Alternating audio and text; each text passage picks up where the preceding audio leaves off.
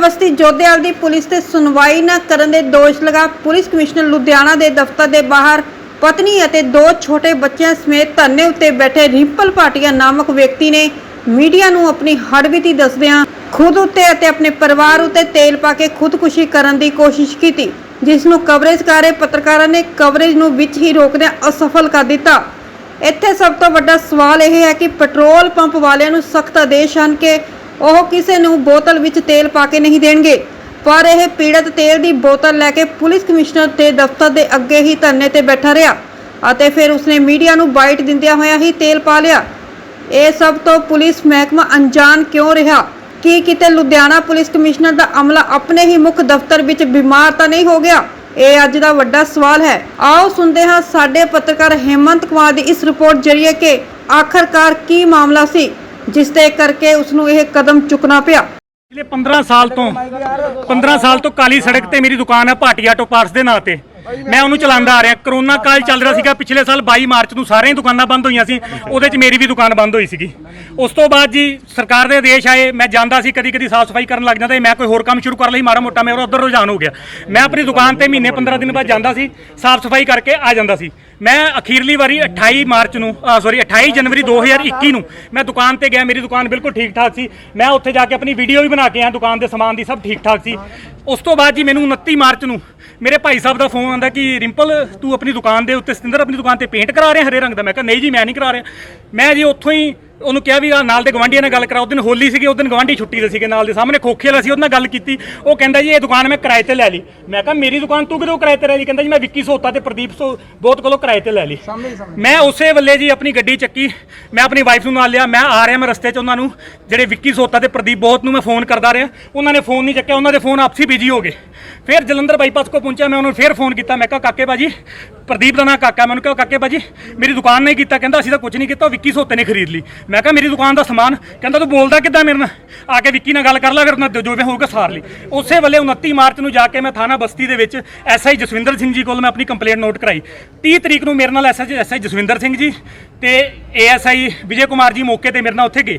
मौके पर गए ने, मौके पर मेरी दुकान के उत्ते थाना बस्ती जोधेवाल जी, मौके पर मेरी दुकान से चाबियां जड़ियां मैं मेन सेंट्रल लॉक के दूजे ताले तो उन्होंने तोड़ ले सीगे, सेंट्रल लॉक की चाबियां मैं SHO साहब नूं लगा के मौके दिखाई, जिहदी वीडियो मेरे को अवेलेबल है। SHO साहब पूरी मार्केट की गवाही दवाई कि वो कहते भी ये भाटिया साहब की दुकान है सतिंदरपाल सिंह की, इन्हों के गवांढियों ने कुछ किया।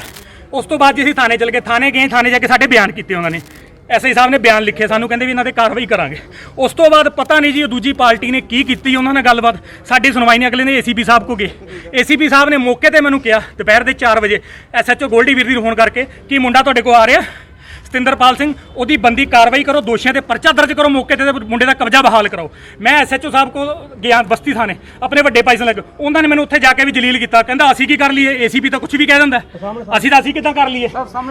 उस तो बाद जी मैं उन्होंने कोल रोज़ धक्के खा रहा आन जान। अगले दिन मैं मेरे ਵੱਡੇ भाजी ने सत्कारयोग मनप्रीत सिंह बंटी जी, मैं उन्होंने विच पाया सीगा, उन्होंने मेरे नाल कार्रवाई करा रहे, उन्होंने विजय दानव जी ने कॉन्टैक्ट किया 1 तरीक ਨੂੰ ही 1 अप्रैल ਨੂੰ कि तुसीं इदां करो बंटी भाजी साडे बंदे ने विक्की सोता री, तुसीं आ जाओ आपां बैठ के इन्हें निबेड़ दिंदे। बंटी भाजी का मैनूं फोन आया, कहते भी सतिंदर इदां दा फोन आया, आपां ना कल उन्हां कोल दोपहरी 12 बजे का टाइम है, 12 बजे गए नहीं मिले, 4 बजे नहीं मिले, 8 बजे रात का टाइम रख लिया 2 तरीक का।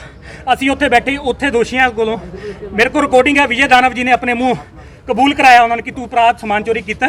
वो कहता भी विजय दानव जी निबेड़नगे, तो विजय दानव जी कहते भरावा नबेड़ीए तो असीं तां जे तू मान लेना कि जो है समान वीडियो इन्हें बनाई है उस सारी सच्ची है, तो वो जो समान पे ही तुसीं खुरद-बुरद किया। कहता हाँ जी मैं मान लिया, मैं मान लेंदा, मेरे ते हरजाना ला दो, जो हरजाना है मेरे ते साडे दोवां ते हरजाना ला दो, उनको 10 किन्ने का समान सीगा, साडे तो पैसे ले ला, जा मेरा सौदा खरीद ला। मेरी दुकान मेरी कार्रवाई होवे, दोषियों उत्ते परचा दर्ज होवे, मेरे ते प्रैशर पाते हैं कि इन्हां नाल राजीनामा कर लो। मैं दोषियों नाल कोई राजीनामा नहीं करना, मैं अपने बच्चों को सारी उम्र मूँह नहीं दिखा सकांगा कि उन्होंने कहना कि अपना प्यो साडा प्यो की कर सके, अपनी दुकान नहीं बचा सकिया। मैं पुलिस दे के रोज़ दरखास्त करता, धक्के खाना। मैं परसों चौथ SHO गोल्डी वीर दी को गया, मैं उसकी रिकॉर्डिंग तुहाडे सामने पेश करदा, स्पेयर पार्ट 3 व्हीलर दे जी। मैं गोल्डी वीर दी कोल गया, उन्होंने कोल हाँ जी दूजी पार्टी विक्की सोता ते प्रदीप कुमार, अच्छा बहुत दिया सोता अपना सर पुलिस कोई कार्रवाई नहीं कर रही। पुलिस मैंने रोज़ बुला के लारे ला रही है, तो यह देखो मैंने उन्होंने बोलन का वतीरा मेरे नाल की सी SHO साहब का। ਅਸੀਂ ਰੋਜ਼ ਜਾਂਦੇ ਹਾਂ, ਸਾਨੂੰ ਵੱਡੇ ਅਫਸਰ ਕਹਿੰਦੇ ਤੁਸੀਂ ਉਹਨਾਂ ਕੋਲ ਜਾਓ, ਜੋਧੇਵਾਲ ਬਸਤੀ ਆਹ ਜਾਓ, ਸੁਣੋ ਤੁਹਾਡੀ ਜੀ। ਕਾਰਵਾਈ ਹੋਏਗੀ।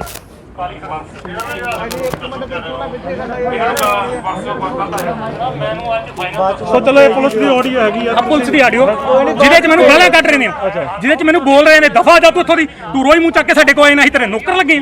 ਮੈਂ ਕਹਿੰਦਾ ਜੇ ਪੁਲਿਸ ਤੁਸੀਂ ਦਿੱਤੀ ਆ, ਪੁਲਿਸ ਕਾਹਦੇ ਲਈ ਆ? ਜਾਂ ਤੇ ਪੁਲਿਸ ਥਾਣੇ ਬੰਦ ਕਰ ਦੇ। ਕਮਿਸ਼ਨਰ ਸਾਹਿਬ ਨੂੰ ਮੈਂ ਦਰਖਾਸਤ ਕਰਦਾ, ਸਾਰੀ ਮੀਡੀਆ ਨੂੰ, ਸਾਰੇ ਅਫਸਰਾਂ ਨੂੰ, ਕਿ ਪੁਲਿਸ ਥਾਣੇ ਬੰਦ ਕਰ ਦਿਓ। ਜੋ ਸੁਣਵਾਈ ਨਹੀਂ ਕਰ ਸਕਦੇ, ਫ੍ਰੀ ਦੀ ਤਨਖਾਹਾਂ ਕਾਹਦੀਆਂ ਦੇਣੀਆਂ ਨੇ? ਵੱਡੇ ਅਫਸਰਾਂ ਨਾਲ ਟਾਈ ਅਪ ਵੱਡੇ ਅਫਸਰ ਮੈਂ ADCP 1 ਨੂੰ ਟਾਈ ਅਪ ਕੀਤਾ, ADCP 1 ਕੋ ਗਿਆ, ਉਹਨਾਂ ਨੇ ਵੀ ਵੱਡੇ ਅਫਸਰ ਸੁਣਵਾਈ ਕਰਦੇ ਨੇ, 5 ਮਿੰਟ ਸੁਣਦੇ ਹੋ, ਛੋਟੇ ਅਫਸਰ ਨੂੰ ਕਹਿੰਦੇ, ਛੋਟੇ ਅਫਸਰ ਕੋਲ ਕੋਈ ਸੁਣਵਾਈ ਨਹੀਂ, ਉਹ ਉਲਟਾ ਸਾਨੂੰ ਜਲੀਲ ਕਰਦੇ ਨੇ, ਸਾਨੂੰ ਗਾਲਾਂ ਕੱਢਦੇ ਨੇ। ਸਾਡੇ ਤੋਂ ਗਾਲਾਂ ਨਹੀਂ ਖਾਧੀਆਂ ਜਾਂਦੀਆਂ, ਸਾਡੇ ਤੋਂ ਜਲੀਲ ਨਹੀਂ ਹੋਇਆ ਜਾਂਦਾ। ਸਾਡੀ ਜਿਹੜੀ ਕਾਰਵਾਈ ਹੈ, ਬੰਦੀ ਹੱਥ ਜੋੜ ਕੇ ਕਹਿੰਦੇ ਸਾਡੀ ਬੰਦੀ ਕਾਰਵਾਈ ਕਰੇ, ਨਹੀਂ ਤਾਂ ਅਸੀਂ ਆਪਣੇ ਬੱਚਿਆਂ ਸਮੇਤ ਅਸੀਂ ਇੱਥੇ ਆਤਮ ਦਾ ਕਰਾਂਗੇ। ਮੈਂ ਟਵਿੱਟਰ ਤੇ ਵੀ ਪਾ ਚੁੱਕਾ ਜੀ ਸਾਰਾ। ਅਸੀਂ ਸਾਰਾ ਕੁਝ, ਅਸੀਂ ਆਤਮ ਹੱਤਿਆ ਕਰਨ ਨੂੰ ਪੂਰੀ ਤਰ੍ਹਾਂ ਤਿਆਰ ਖੜੇ ਆ।